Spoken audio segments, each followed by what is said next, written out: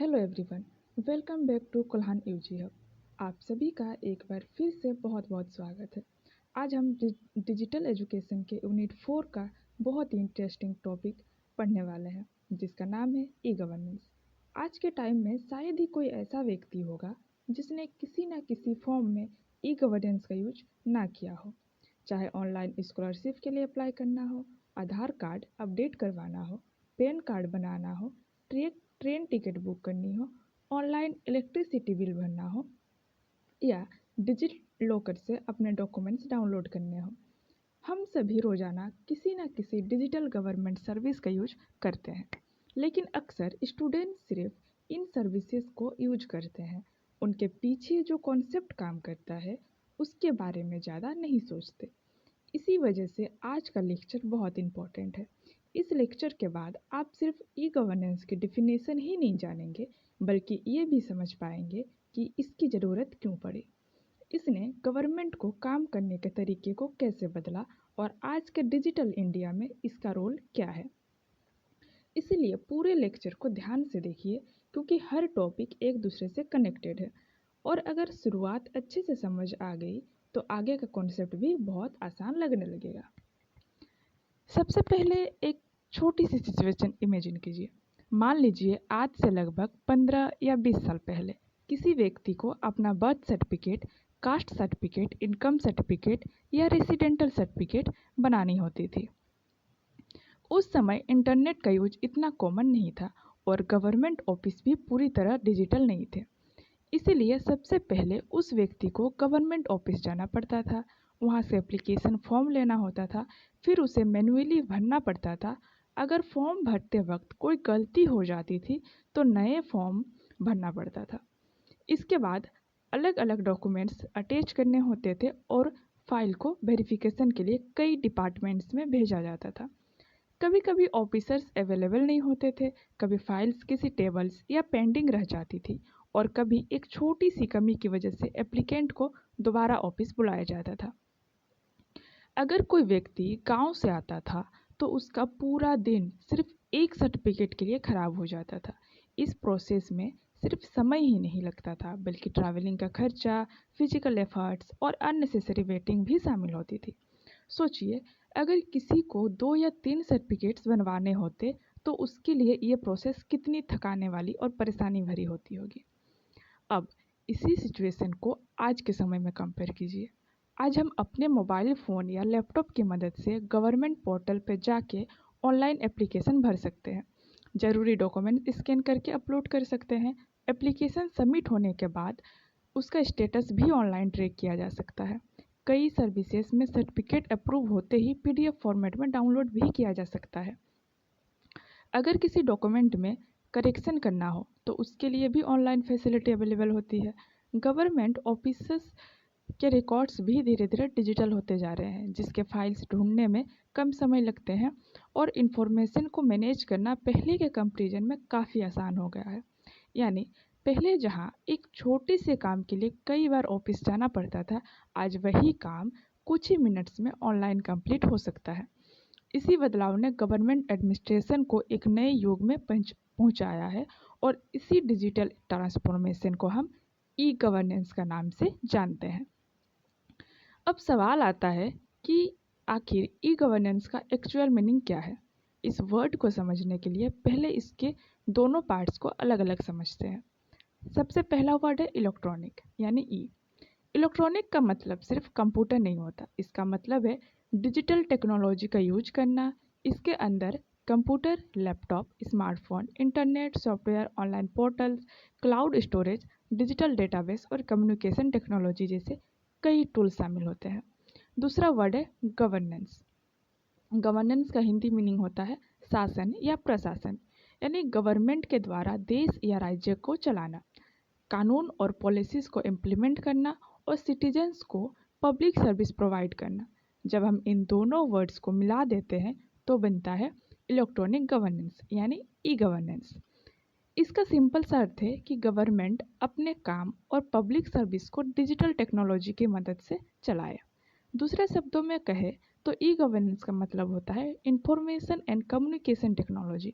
यानी आईसीटी का यूज करके गवर्नमेंट के काम को ज़्यादा फास्ट, ट्रांसपेरेंट, इफ़िशियंट और सिटीजन फ्रेंडली बनाना। यहाँ ट्रांसपेरेंट का मतलब है कि काम खुले और स्पष्ट तरीके से हो, जहाँ करप्शन और अननेसेसरी डिले की पॉसिबिलिटी कम हो जाए। इफ़िशिएंट का मतलब होता है कम समय और कम रिसोर्सेज में बेहतर रिजल्ट देना। और सिटीजन्स फ्रेंडली का मतलब होता है कि गवर्नमेंट सर्विसेज लोगों के लिए आसान और एक्सेसिबल बन जाए। अब यहाँ एक और इम्पोर्टेंट टर्म आया है आईसीटी। एग्जाम में बहुत बार स्टूडेंट्स से इसका फुल फॉर्म पूछ लिया जाता है, इसीलिए इसे अच्छे से याद रखिएगा। आईसीटी का फुल फॉर्म होता है information and communication technology. Hindi में इसे सूचना एवं संचार प्रौद्योगिकी या सूचना एवं संचार तकनीक कहा जाता है। इंफॉर्मेशन का मतलब होता है कि किसी भी प्रकार की जानकारी। कम्युनिकेशन का मतलब होता है इंफॉर्मेशन का आदान प्रदान, यानी एक्सचेंज करना। और टेक्नोलॉजी का मतलब होता है कि ऐसे डिजिटल टूल्स और टेक्निक्स को किसी काम को आसान बना देना। जब गवर्नमेंट इन टेक्नोलॉजी का यूज सिटीजन्स के सर्विस देने, इंफॉर्मेशन शेयर करने, रिकॉर्ड्स मेंटेन करने और डिपार्टमेंट्स के बीच कम्युनिकेशन इम्प्रूव करने के लिए करती है, तब वही सिस्टम ई गवर्नेंस कहलाता है। इसीलिए जब भी आप ई गवर्नेंस का नाम सुने तो तुरंत याद रखिए कि इसका सबसे इम्पोर्टेंट फाउंडेशन आईसीटी है। अगर आईसीटी नहीं होगी तो ई गवर्नेंस को इफेक्टिवली इम्प्लीमेंट करना भी पॉसिबल नहीं होगा।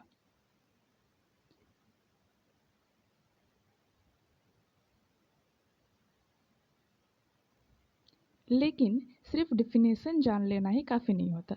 किसी भी कॉन्सेप्ट को अच्छे से समझने के लिए ये जानना भी ज़रूरी है कि एक्सपर्ट उसके बारे में क्या कहते हैं। इसी वजह से अब हम ई गवर्नेंस की एक बहुत इंपॉर्टेंट डिफिनेशन पढ़ते हैं जो वर्ल्ड बैंक ने दी है। एग्जाम के पर्सपेक्टिव से भी ये डिफिनेशन काफ़ी इंपॉर्टेंट है, इसलिए इसे सिर्फ रटने की जगह समझने की कोशिश करिए। वर्ल्ड बैंक के according e-governance refer to the use of information technology such as the internet, wide area network and mobile computing by government agencies to transform relation with citizens, businesses and other arms of government। अब पहली बार सुनने पर यह definition थोड़ी difficult लग सकती है, लेकिन अगर हम इसे छोटे छोटे पार्ट्स में समझें तो ये बहुत सिंपल हो जाती है। इस डिफिनेशन का पहला पॉइंट कहता है कि गवर्नमेंट इंटरनेट, मोबाइल टेक्नोलॉजी और वाइड एरिया नेटवर्क यानी कि WAN का यूज करती है। वाइड एरिया नेटवर्क एक ऐसा नेटवर्क होता है जो अलग अलग जगहों पर मौजूद कंप्यूटर्स और ऑफिस को आपस में कनेक्ट करता है। इसी की मदद से एक सिटी का गवर्नमेंट ऑफिस दूसरे डिस्ट्रिक्ट या स्टेट के ऑफिस के साथ इंफॉर्मेशन शेयर कर सकता है। दूसरे पॉइंट ये कहता है कि टेक्नोलॉजी का यूज सिर्फ रिकॉर्ड्स को कंप्यूटर में सेवा करने के लिए नहीं होता, बल्कि सिटीजन्स, बिजनेसेस और गवर्नमेंट डिपार्टमेंट के साथ रिलेशनशिप को इम्प्रूव करने के लिए भी होता है।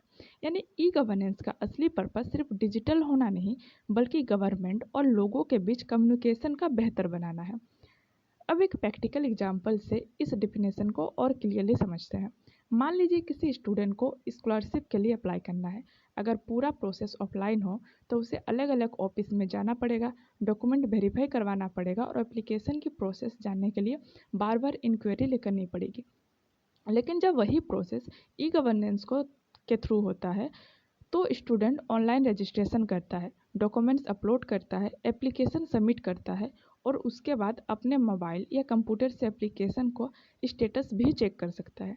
यानी गवर्नमेंट, डिपार्टमेंट, एजुकेशनल इंस्टीट्यूशन और स्टूडेंट तीनों डिजिटल प्लेटफॉर्म के थ्रू एक दूसरे से कनेक्टेड रहते हैं।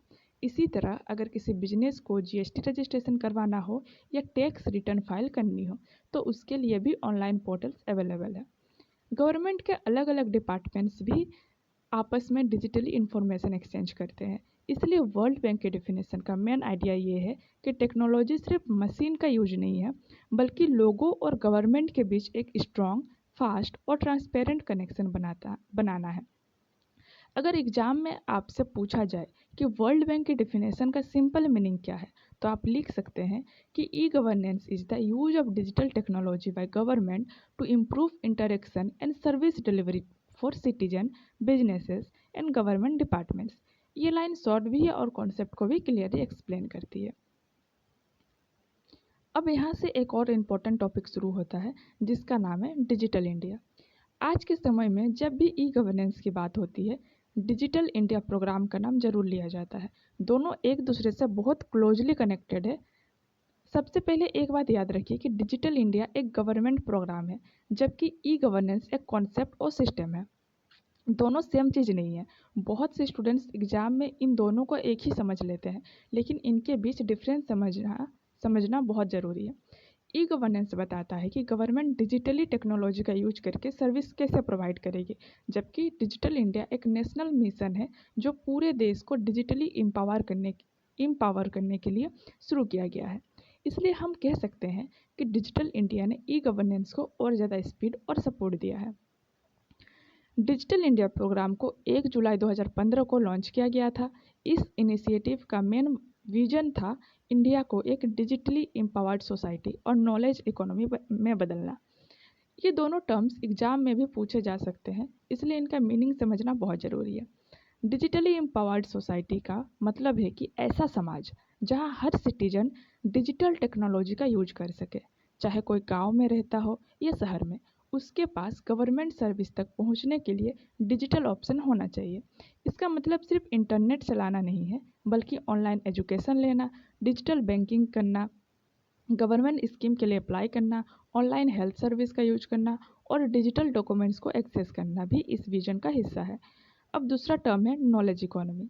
इसका सिंपल मीनिंग है ऐसी इकोनॉमी जहां डेवलपमेंट का मेन सोर्सेस सिर्फ नेचुरल रिसोर्सेज या इंडस्ट्रियल ना होके नॉलेज, इन्फॉर्मेशन और टेक्नोलॉजी भी हो। आज के समय में डेटा को भी एक वैल्यूएबल रिसोर्स माना जाता है। जो देश टेक्नोलॉजी और डिजिटल स्किल में आगे होते हैं, उनकी इकोनॉमी भी जनरली ज़्यादा स्ट्रांग होती है। इसी सोच के साथ डिजिटल इंडिया प्रोग्राम को डिज़ाइन किया गया था। अगर हम अपनी डेली लाइफ में देखें तो डिजिटल इंडिया का एग्जाम्पल हर जगह नज़र आता है। आज हम यूपीआई के थ्रू सेकेंड्स में पेमेंट कर सकते हैं। डिजी लॉकर से अपनी मार्कशीट या ड्राइविंग लाइसेंस डाउनलोड कर सकते हैं। आधार ऑथेंटिसिएशन कुछ ही सेकंड में कंप्लीट हो जाती है। Railway ticket booking, passport application, online tax payment, scholarship portal, election service और कई गवर्नमेंट एप्लीकेशन आज डिजिटल प्लेटफॉर्म पर अवेलेबल है। सोचिए, अगर ये सब फैसिलिटी ऑनलाइन ना होती तो हर छोटे काम के लिए हमें गवर्नमेंट ऑफिस जाना पड़ता।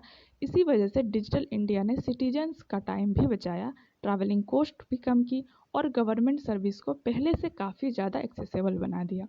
लेकिन यहाँ एक बात ध्यान देने लायक है, डिजिटल इंडिया का पर्पस सिर्फ नए ऐप्स या वेबसाइट बनाना नहीं था। इसका असली ऑब्जेक्टिव था गवर्नमेंट सर्विसेज को हर सिटीजन तक इफेक्टिवली पहुँचाना और टेक्नोलॉजी को डेवलपमेंट का मीडियम बनाना। इसी वजह से ई गवर्नेंस और डिजिटल इंडिया एक दूसरे के कॉम्प्लीमेंट्री कॉन्सेप्ट माने जाते हैं। एक सिस्टम प्रोवाइड करता है और दूसरा उस सिस्टम को नेशनल वाइड लेवल पे स्ट्रेंथ करता है। अब सवाल ये है कि गवर्नमेंट ई गवर्नेंस पर इतना फोकस क्यों कर रही है? क्या इसका मकसद सिर्फ फाइल्स को कंप्यूटर में सेव करना है, या फिर गवर्नमेंट इसके थ्रू एडमिनिस्ट्रेशन को पूरी तरह बदलना चाहती है? अगर हम ध्यान से देखें तो ई गवर्नेंस का ऑब्जेक्टिव सिर्फ टेक्नोलॉजी का यूज करना नहीं है। टेक्नोलॉजी तो सिर्फ एक मीडियम है। असली गोल है गवर्नमेंट सर्विस को लोगों तक जल्दी, आसान तरीके से और बिना किसी अननेसेसरी परेशानी के पहुंचाना। इसी वजह से ई गवर्नेंस के कुछ इंपॉर्टेंट ऑब्जेक्टिव बताए गए हैं। इन ऑब्जेक्टिव्स को समझना इसलिए भी ज़रूरी है क्योंकि ये सिर्फ थ्योरी नहीं है, बल्कि इनका कनेक्शन हमारी डेली लाइफ से भी है।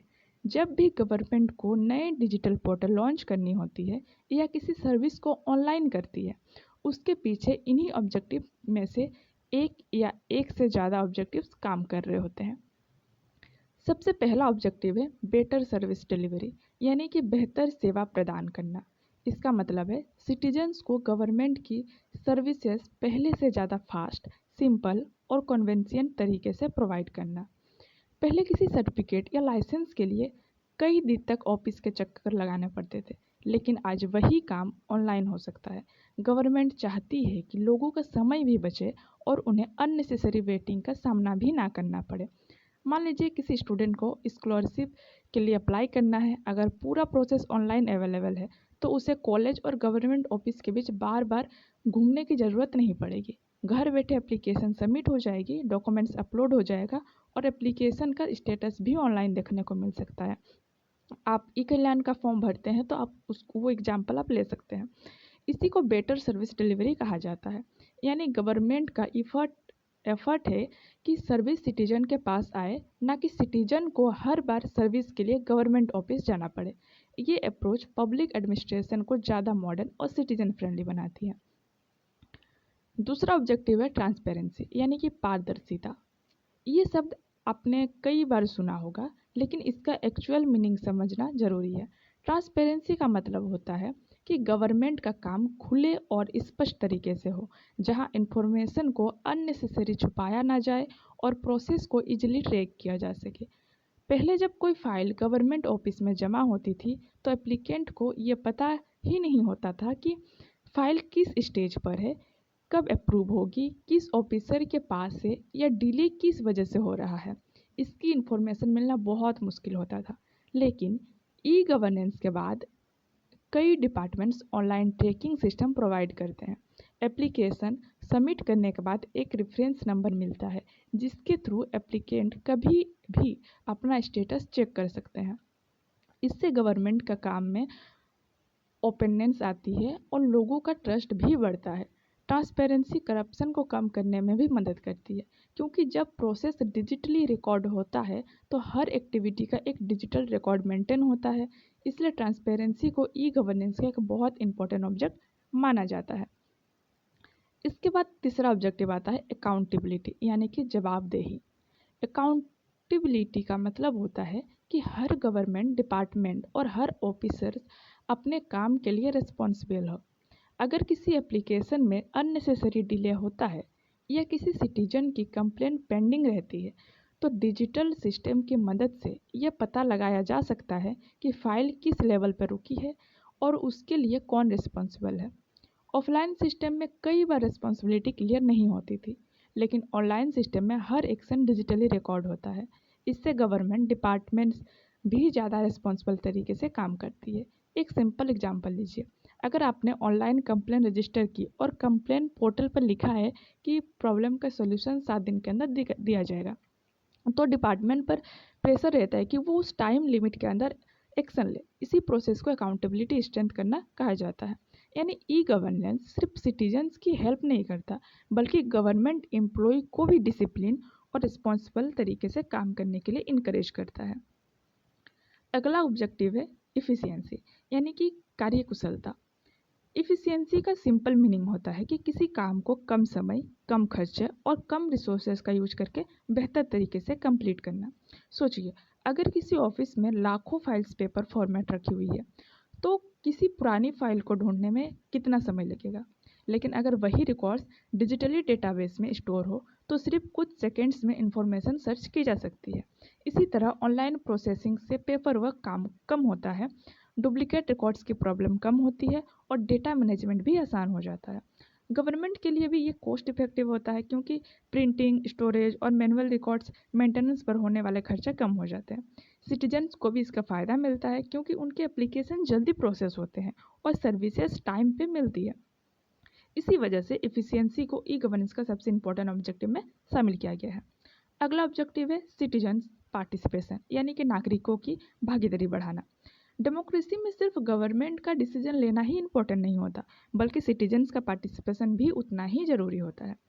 ई गवर्नेंस के माध्यम से लोग गवर्नमेंट के साथ अपनी बात आसानी से शेयर कर सकते हैं। Online portals, suggestion portals, public feedback system और डिजिटल सर्वे के थ्रू सिटीजन्स अपनी प्रॉब्लम्स और सजेशन डायरेक्टली गवर्नमेंट तक पहुंचाते हैं।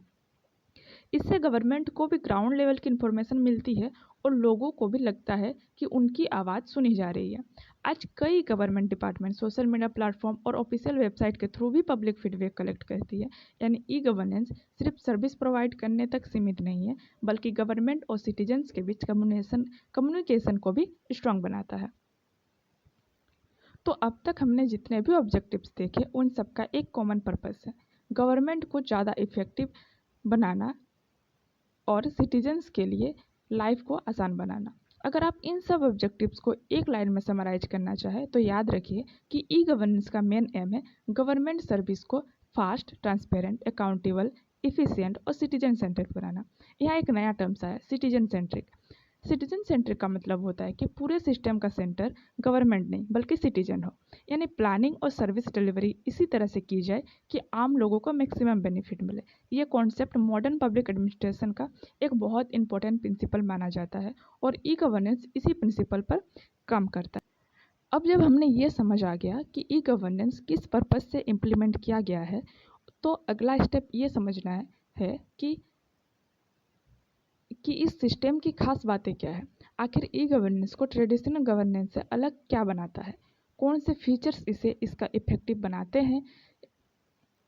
किसी भी सिस्टम को पहचानने के लिए उसका फीचर्स को समझना बहुत ज़रूरी होता है, क्योंकि वही उस सिस्टम की असली आइडेंटिटी बनाते हैं।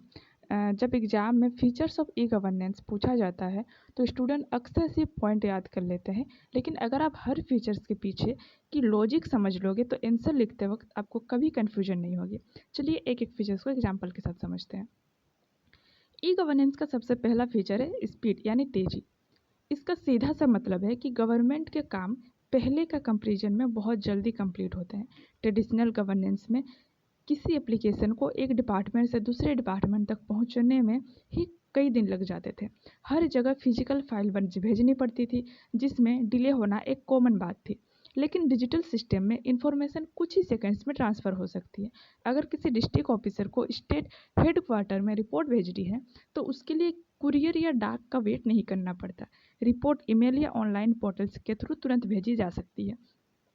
इसी तरह सिटीजन्स की एप्लीकेशन भी डिजिटल सिस्टम में ऑटोमेटिकली कंसर्न ऑफिस तक पहुंच जाती है।